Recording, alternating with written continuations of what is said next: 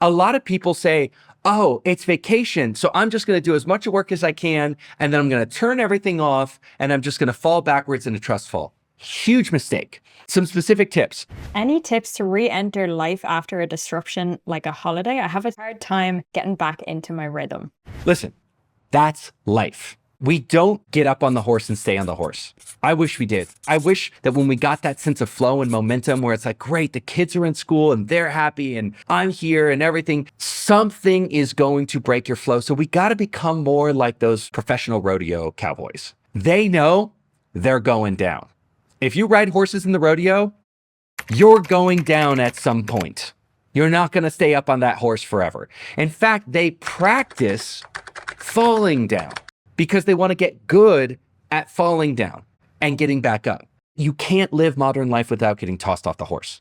If you got a business, you'll get tossed off by something that happened in the business. If you got kids, the kids will toss you off. If you got a husband or a wife, they'll toss you off. But like something is going to toss you off. Even great things like vacations to Greece. I took a 5-week vacation to Greece. Huzzah, huzzah. But I felt it was difficult coming back. We're going to get tossed off the horse. That quality of preparation. So I'll give you some tips around this, but I just want to say at the end of the day, don't become a victim to the disruption.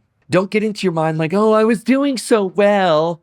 I was doing so great. And now I went on vacation and now I'm back. And by the way, I'm not making fun of you, whoever said this. That's my own voice that I'm impersonating, not you. But I can get into this mode of like, oh God, if I was doing so well and then I left and I'm coming back and I'm never doing as well anymore. Don't get in that mode. You got to stay in that place of like, this is life. You can't stay up on the horse in life. The nature of my job is I am a rodeo cowboy. I am going to get tossed off.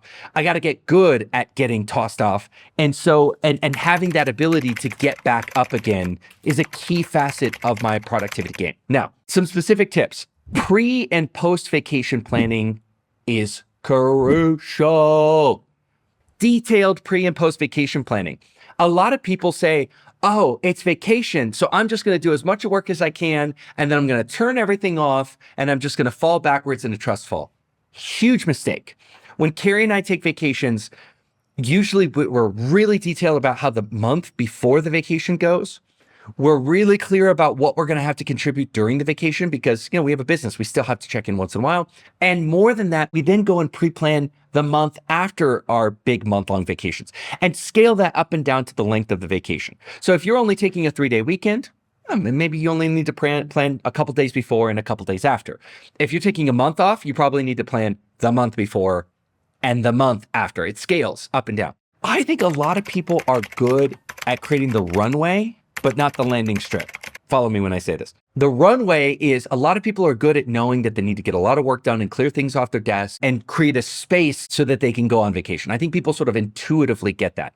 So then they're in vacation and they go and then they land and they do stupid stuff. They'll plan a return date where they'll land at 8 o'clock and go into work on at 10 o'clock or something like that. Just do something brutal like that. So to me, you take the amount of time that it took you to clear space for the vacation, and it should be half or more of that time should be your landing strip. So if it took me a week of concerted effort to clear things off my plate and prepare for vacation, you probably should plan 2.5 days on the ground on the other side to land, deal with time zone issues, unpack yourself. There's probably some bills and issues that might have happened, and just get yourself mentally ready to go back into work. I also like to take one full day where work doesn't think that I'm back, but I am back.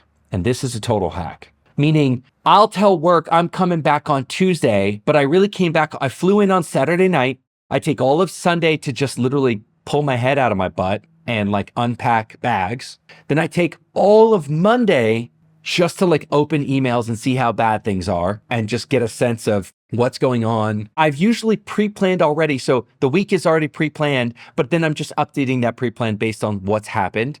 And then when I come into Tuesday, I'm never coming in fresh. I'm coming in on Tuesday. They think it's my first day. It's actually my second. I had a whole day on the ground, incognito mode, looking around and evaluating how bad stuff was. So that's a crucial tip here. I want to address a couple other small things. One is you want to turtle back in on a lot of your habits.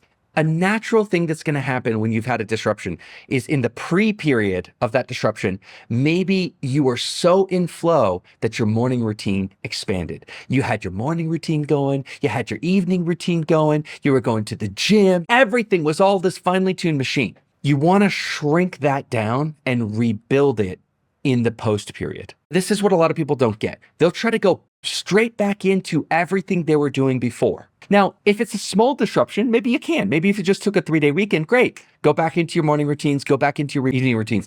But for me, when I was away for 5 weeks, when I came back, I focused just on my weekly and monthly pre-planning. Let's get that back up on its feet. I started folding it back into the batter. You guys know when they say that, don't mix it in the batter, fold it into the batter, right? Just a little bit, then fold, and then a little bit more, then fold, and then a little bit more, then fold. We sort of say to ourselves, and it intuitively feels right, well, I was doing all this before, I'll just jump right straight back into it.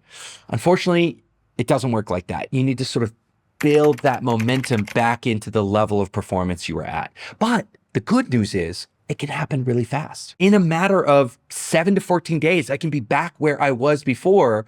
It's just that I don't try to step back into it on day one. I respect that it needs to be rebuilt. Your castle is falling apart. It needs to be rebuilt a little bit.